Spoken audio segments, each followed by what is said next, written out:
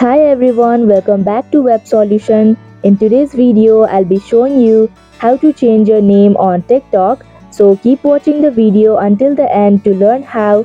Now let's get started. First of all, open up your TikTok app. Now click on the profile option in the bottom right corner. Then click on edit profile option. Here click on name option. Now remove the previous name and type in a new one.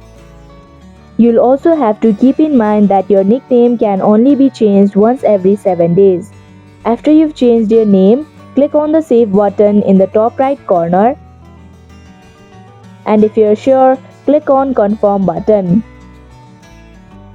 And that is how you can change your name on TikTok. I hope this video was helpful to you. If it was, please give us a thumbs up. If you have any questions or feedback, please leave a comment in the section below.